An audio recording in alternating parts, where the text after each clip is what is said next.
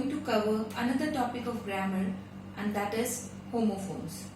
When we speak or when we write, we get confused between several words, and these several words which are bit confusing, they fall under the category of homophones. जब हम लिखते हैं या जब हम बोलते हैं English language में, तो हम बहुत सारे वर्ड्स में कंफ्यूज हो जाते हैं. ये जो वर्ड्स हैं वो कंफ्यूजिंग इसीलिए होते हैं क्योंकि इनका प्रोनाउंसिएशन सेम होता है, बट अगर हम बात करें कि इनकी स्पेलिंग क्या होती है या इनका मीनिंग क्या होता है, तो वो टोटली डिफरेंट होता है. सो homophones are those words which can be pronounced in a similar manner, but when we talk about their spelling formation or when we talk about their meaning, it's totally different. So a student should know where to use which word, which homophone, where they have to use.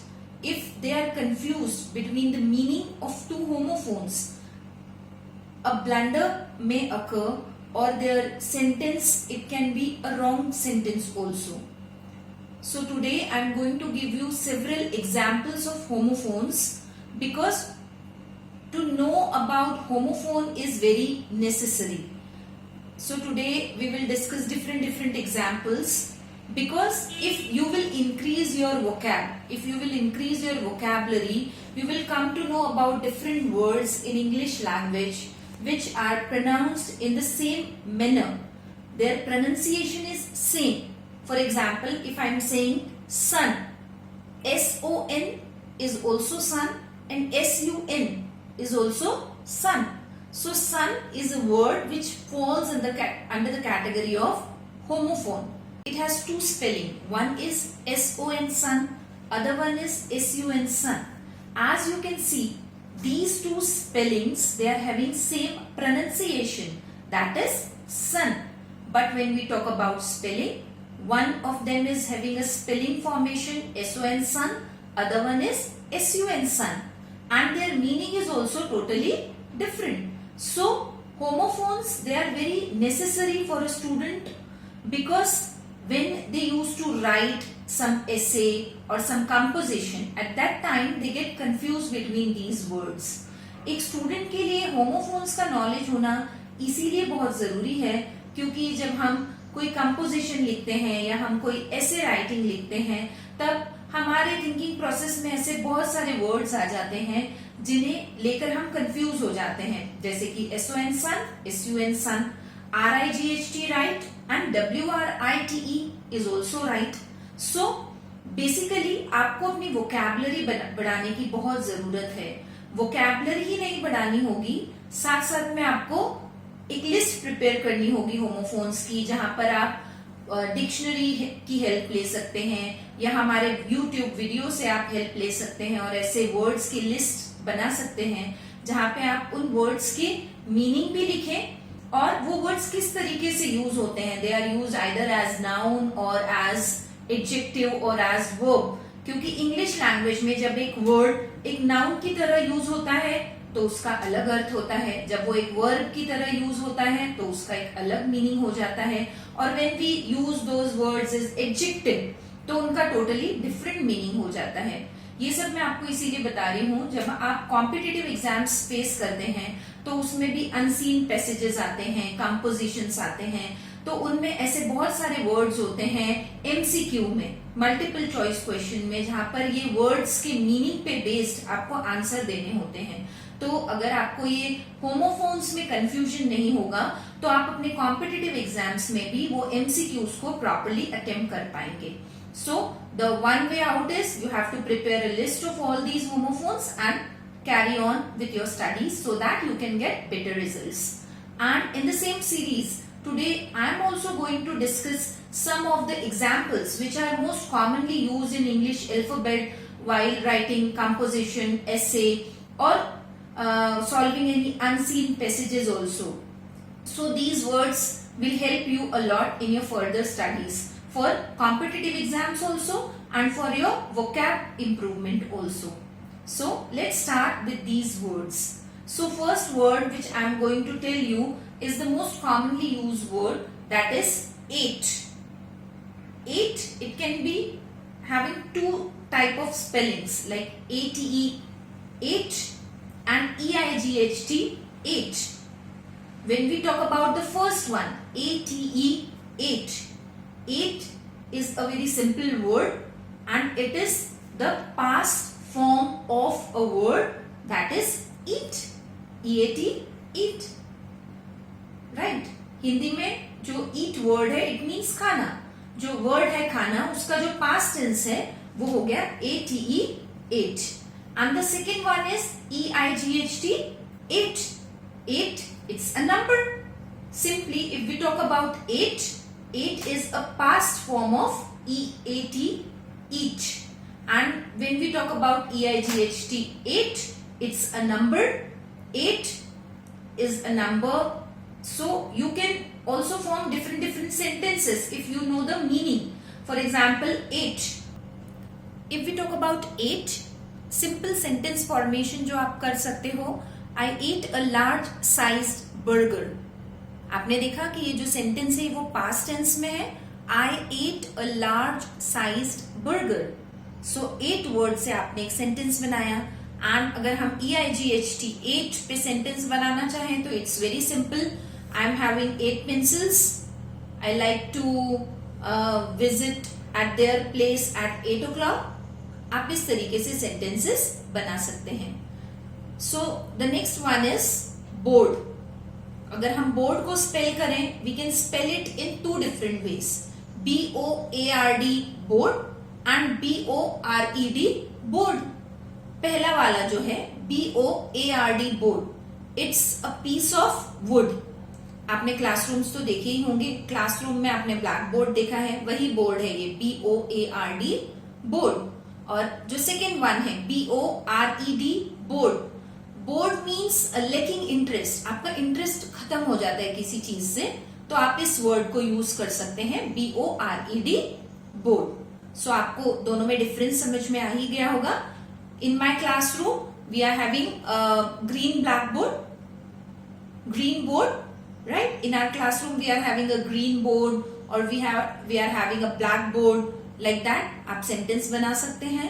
And अगर हम board word की बात करें तो I am board of writing. आप लिख के bore हो चुके हैं तो आप पास्ट टेंस में सेंटेंस बना सकते हैं, right? And the next one is break. Break को भी मैं दो तरीके से स्पेल कर सकती हूं. BRAKE brake and BREAK break, right? So first one जो है BRAKE ब्रेक, इट मीन्स जो गाड़ी में ब्रेक होते हैं, राइट?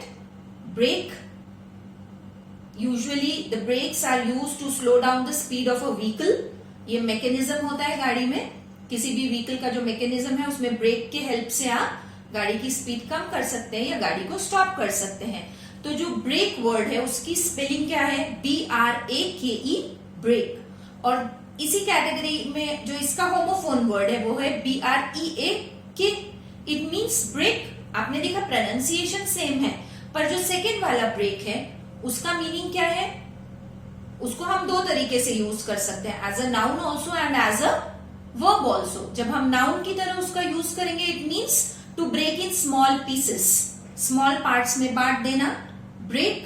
और अगर मैं बात करूंगी एज अ वर्ब तो एक टाइम ड्यूरेशन में अगर हम ब्रेक ले रहे हैं तो वर्ब में उसका मैं यूज कर सकती हूँ ब्रेक की तरह.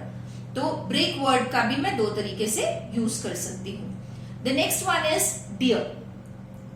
डियर, इसकी भी दो स्पेलिंग हो सकती है, DEER डियर और DEAR डियर.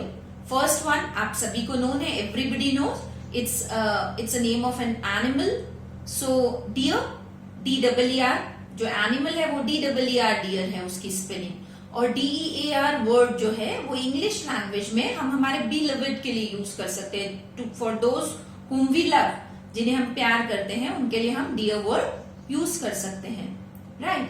सो अगर मैं एग्जाम्पल देना चाहूँ DEER डियर का, सो हम सिंपल एग्जाम्पल बना सकते हैं that in ecosystem deer is very important. Deer की बहुत इंपॉर्टेंस है इकोसिस्टम में. और अगर मैं DEAR डियर की बात करूं तो बहुत सिंपल है, oh dear don't go there, right. So इस तरीके से आप सेंटेंस डिफरेंट वेज में बना सकते हैं। The next one is flower. Flower जो वर्ड है उसको भी दो तरीके से आप स्पेल कर सकते हो, FLOUR flower and the other one is FLOWER flower. Flower जो है, हम अगर किसी ग्रेन को ग्राइंड कर देते हैं, यूजुअली जैसे हम आटे की बात करते हैं तो वो फ्लावर, किसी ग्रेन को हमने ग्राइंड किया तो उससे जो पाउडर बना वो बना फ्लावर। उसका प्रोनाउंसिएशन फ्लावर ही है इंग्लिश लैंग्वेज में। और जो नेक्स्ट वन है वो है flower, FLOWER flower. As you all know it's a part of a plant, like for example I love roses, that is a flower.